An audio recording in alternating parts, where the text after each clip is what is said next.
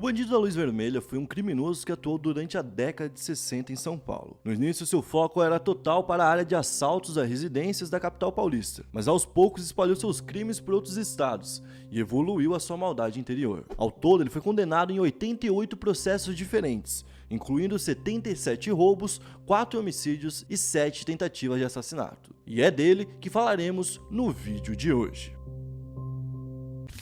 E aí pessoal, beleza? Meu nome é Bruno Fabio, esse é o Planeta Novo e se você ainda não é um inscrito do canal, vai se inscrever agora e deixar o seu like pra ajudar a gente. No vídeo de hoje, iremos falar do Bandido da Luz Vermelha. Eu sei que vocês adoram esse tipo de assuntos, vocês gostam de ver aqui no canal quando a gente fala disso. Então se você curte que a gente fale sobre assuntos ali que envolvem o Brasil bizarro, deixa bastante like e comentário, porque a gente precisa disso, é o pagamento que vocês dão pra gente, beleza? Ah, eu até vou aproveitar pra falar um negócio aqui.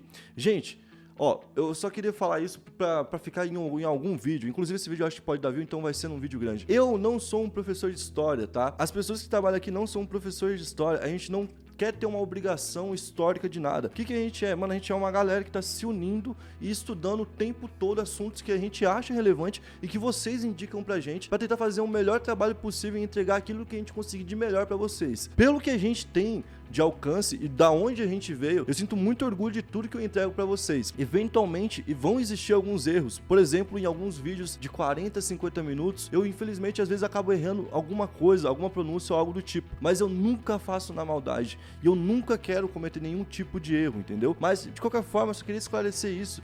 Porque tem gente que, por ver a gente fazer um trabalho, às vezes ali, bem feito, ou que é elogiado por vocês, que vocês sempre estão elogiando a gente agradece isso de verdade, porque é isso que mantém aqui a nossa vontade de continuar fazendo. Tem gente que por ver isso, eu acho que espera que a gente seja igual, sei lá, a Globo, tá ligado? O Globo Repórter, sendo que o próprio Globo Repórter também eventualmente vai cometer erro, por causa que são pessoas trabalhando, não importa o quanto de dinheiro que você tenha, você vai pagar pra alguém fazer o serviço, e humanos acabam errando de vez em quando. Então é isso, a gente tá fazendo o melhor possível, a gente tá sempre buscando estudar, a gente tá sempre buscando novos cursos pra aprender, tá buscando novas formas de investir. Esse microfone é novo, esse braço é novo, a gente tem um teleprompter aqui na frente que a gente não tinha, o tripé é novo, a gente tem um outro tripé com uma telinha aqui que a gente não tinha há pouco tempo, a câmera é nova, a lente é nova, o cartão é novo, tudo é novo porque a gente tá sempre tentando evoluir. Então se a gente a gente pede desculpa e a gente agradece quando aparece alguém corrigindo a gente nos comentários e colocando a gente por dentro do assunto e não deixando nenhuma desinformação passar. Mas a gente também não quer, tipo, ter nenhum tipo de obrigação ou algo do tipo assim, entendeu?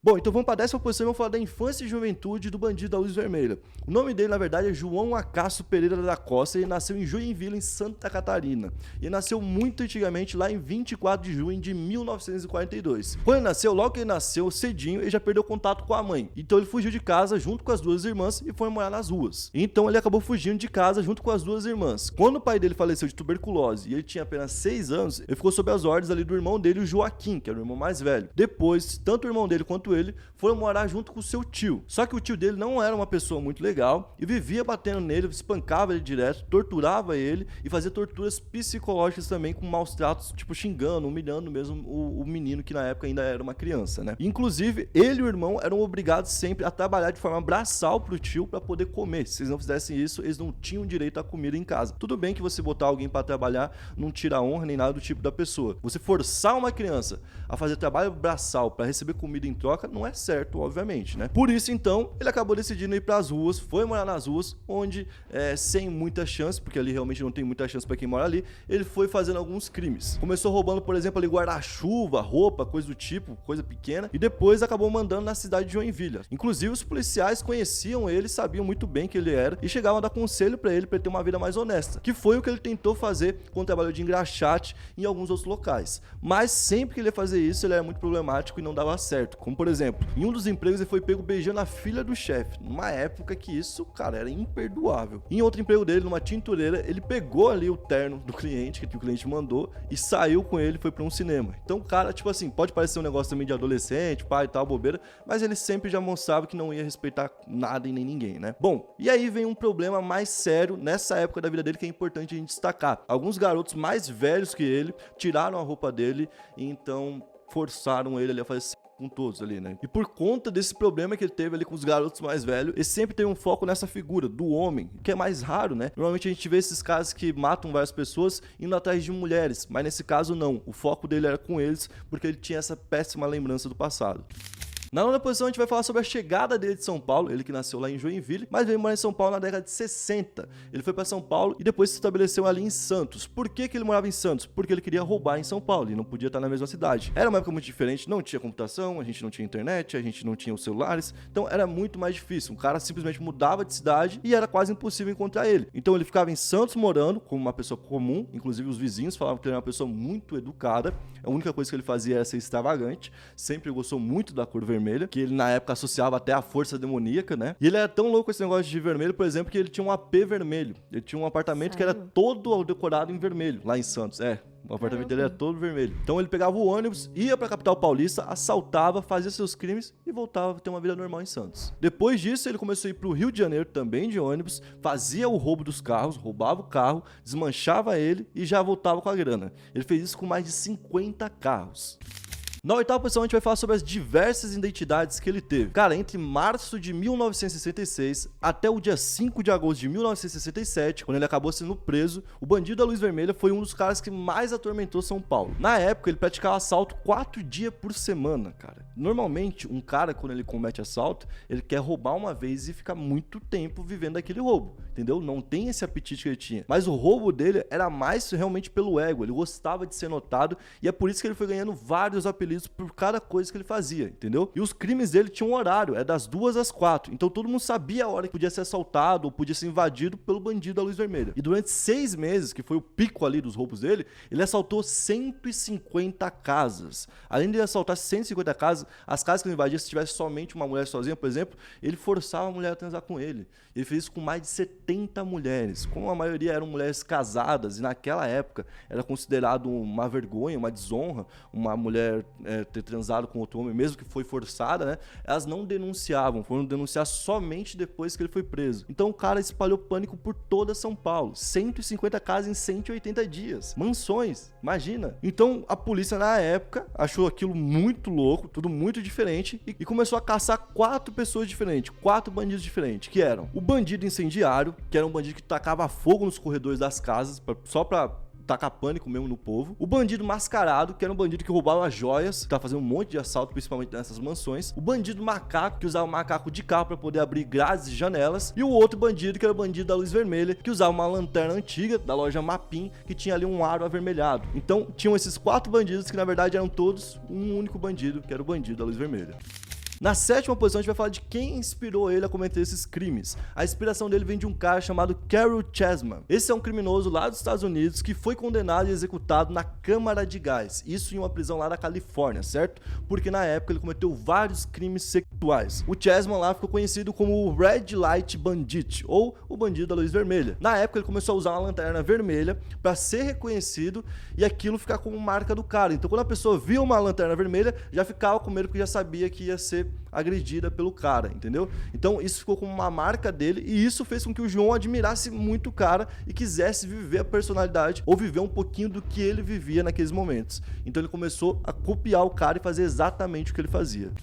Na sexta posição a gente vai falar sobre a vaidade que ele tinha. Ele sempre foi muito vaidoso, principalmente para aquela época. Ele vivia com cores extravagantes, chapéus, lenços, roupa de cowboy. Realmente assim, uma pessoa que gostava de chamar atenção, certo? E na época do auge da Jovem Guarda, que era quem ele admirava tanto, né, o movimento que ele admirava tanto, ele gostava de se parecer com o Roberto Carlos. Então ele comprava roupas iguais, ele tentava ficar realmente parecido com o cara e ele gostava até de usar algumas perucas.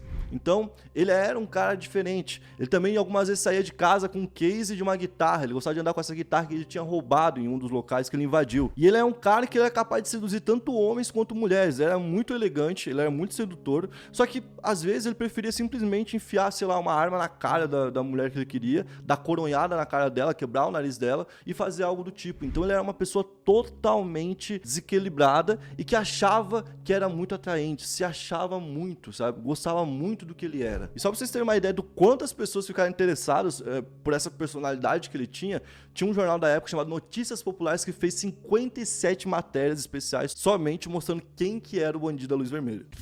Na quinta posição a gente vai falar dos crimes deles, porque ele sempre foi um cara que não parecia ter medo de ser pego. Aliás, ele até zoava a lei das suas vítimas, como por exemplo, quando ele deixava alguns bilhetes. Esses bilhetes ele deixava recomendando que as pessoas se vestissem melhor da próxima vez, pra ele assaltar elas mais bem vestidas e coisa do tipo. E ele era um cara que não tinha muito medo não, entendeu? Então, tipo, ele gostava de assaltar na mesma hora, pra galera já ficar ligada. Gostava de fazer o mesmo tipo de assalto. Aí a galera ia lá e botava a cerca elétrica, não adiantava nada, ele vinha e dava um jeito. E dos crimes que ele cometeu, a primeira execução rolou no dia 3 de outubro de 1966, certo? Quando ele entrou na casa de um estudante de 19 anos chamado Walter Bedran. Ele teria reagido à invasão do bandido da Luz Vermelha e acabou levando um tiro na cabeça do bandido, certo? 10 dias depois, ele fez a segunda vítima dele, que se chamava José Enéas da Costa e tinha 23 anos. Ele foi morto durante uma briga de bar com o João lá no bairro da Bela Vista, em São Paulo. E você vê já que ele já tava aqui matando mais facilmente, né? Em 7 de junho de 67, no Jardim América, um cara que era um industrial, o Jan von Christian, acabou reagindo a uma tentativa de roubo dele e acabou assassinando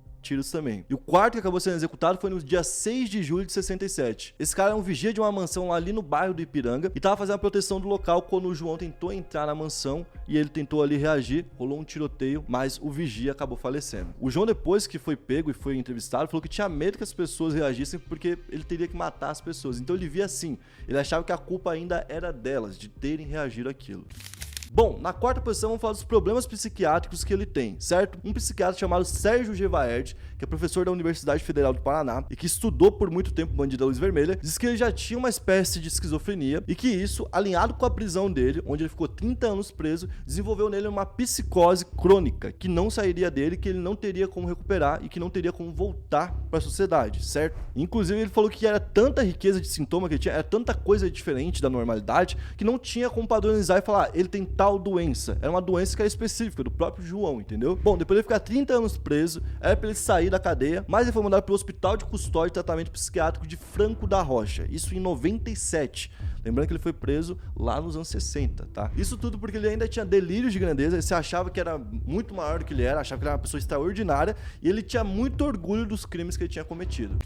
Na terceira posição a gente vai falar da condenação dele e para falar disso a gente tem que falar do momento da prisão, porque ele morava em São Paulo, roubava em Santos e no Rio de Janeiro, mas fugiu para Curitiba quando começou a ser caçado, certo? No dia 7 de agosto de 67, a polícia descobriu que o João estava vivendo com uma identidade falsa e que estava usando um outro nome, o nome de Roberto da Silva. Na época, um verdadeiro exército da polícia de São Paulo, junto com a polícia do Paraná, atuaram para achar ele e poder pegá-lo. Ele foi encontrado com um monte de mala cheia de dinheiro e foi levado para julgamento. E lá ele recebeu uma pena de 351 anos, 9 meses e 3 dias de prisão, tendo cumprido os 30 anos, que é o máximo de cadeia, né?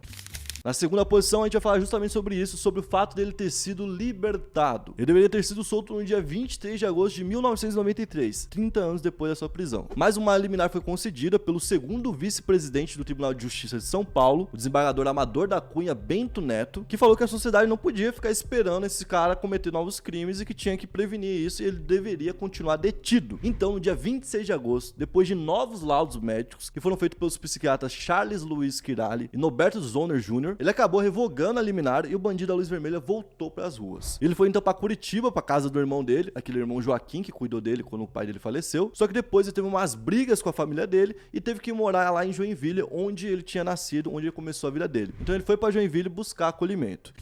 E na primeira posição a gente vai falar do fim dele, porque quando ele volta para Joinville, ele vai para casa de um pescador, uma família de pescadores, e ele se envolve numa série de problemas lá, como um problema em bar, por exemplo, onde ele se gabava de ter matado os outros e ameaçava matar as pessoas, e inclusive ameaçou tirar a vida da família que acolheu ele. E ele fez o seguinte, cara, ele assediou somente a mãe do pescador que tava dando casa para ele, que tinha 75 anos, e a mulher do cara. Então o cara que se sentiu totalmente incomodado, em algum momento revidou, pegou uma arma, uma espingarda e deu um tiro na cabeça do Bandido da Luz Vermelha. Então ele acabou falecendo no dia 5 de janeiro de 98, ficando pouquíssimo tempo solto. E alguns dias antes dele ter morrido, pouquíssimos dias antes, o diretor do Hospital Regional de Joinville tinha assinado um atestado de insanidade dele. Ou seja, que deveria voltar para o hospício porque não tinha condição de conviver em sociedade. Então, ele poderia ainda ter voltado para lá e ter continuado vivo. Mas, como ele ficou ali solto, ele acabou se envolvendo numa confusão e não sobreviveu, né?